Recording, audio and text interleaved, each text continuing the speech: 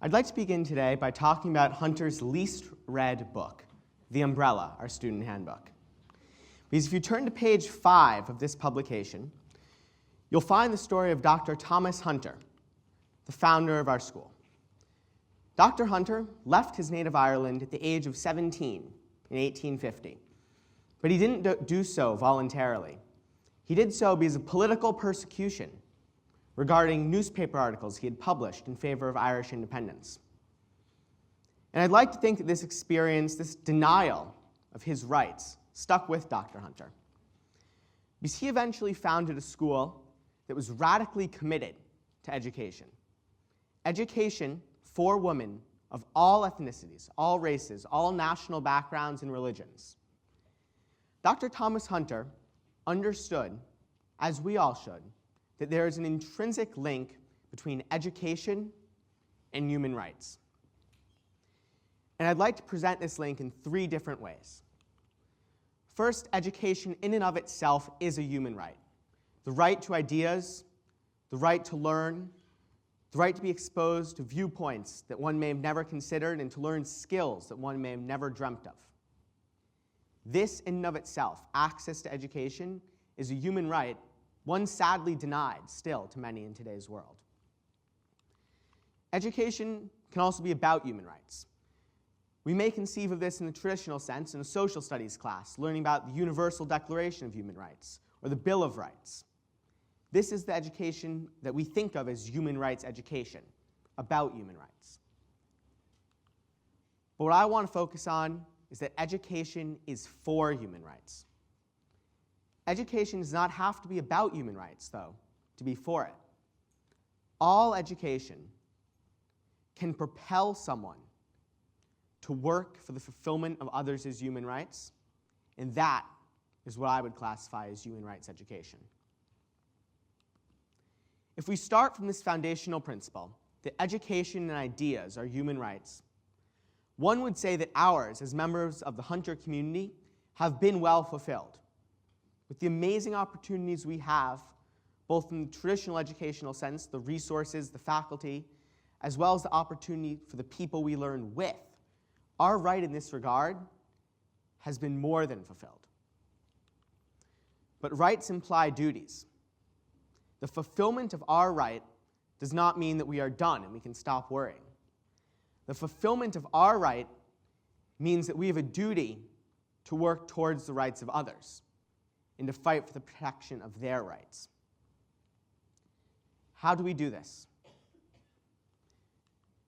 We do this through human rights education, but not the type of human rights education that's education about human rights necessarily. There is, of course, a fundamental value to knowing what human rights are, to knowing about civil rights, political rights, social, economic, and cultural rights. But ultimately, this basis is not enough. Because most all of us will not go on to be professionals in the field of human rights itself. Many of us, and most of us, will go on to professions where we may never consider that there even could be a connection to working towards the fulfillment of others' human rights. But that is the education that we need. The knowledge that whatever field one is in, whatever subject one studies, can be used towards promoting the human rights of others. A paradigm shift that all education, whether it is about human rights or not, is for human rights and should be taught in that context. It can be being taught that the skills you learn in art class may someday allow you to inspire another person to stand up for the rights of others, or to allow you to document abuses of human rights. It is knowing that the knowledge you receive in chemistry and biology may one day allow you to develop something that contributes to access to medical care, a fundamental human right that so many are still not able to have fulfilled in this world. It's the knowledge that the function you learn in math class may someday be the base of a model that deals with how to distribute humanitarian aid after crises. It is teaching every discipline in the context that it can be used for the fulfillment of others' human rights. But how do we do this? How do we take this abstract notion that what you're learning in school today can someday change the world by allowing others those inalienable things that they are guaranteed as humans. We have to allow students to see potential in example.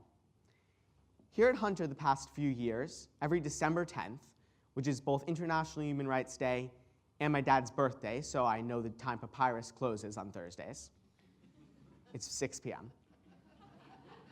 We bring in speakers to Hunter who work in the human rights field, but not necessarily always in the traditional sense, before the United Nations or in a governmental organization.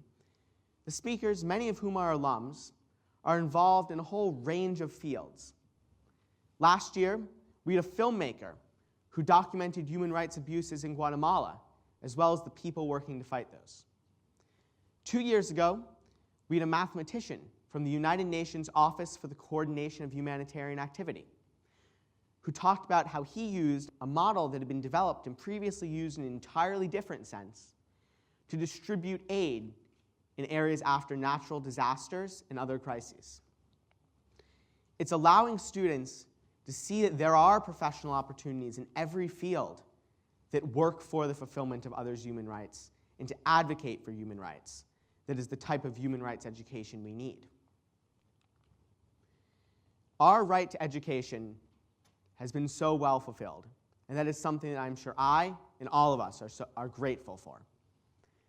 But it leaves us with an obligation to make it clear that learning in every subject, learning in every discipline, is learning for the service of others and for the service of others as human rights. This is the type of human rights education we need. Human rights education that is not education about human rights, but in every subject across the board is education for human rights. Thank you.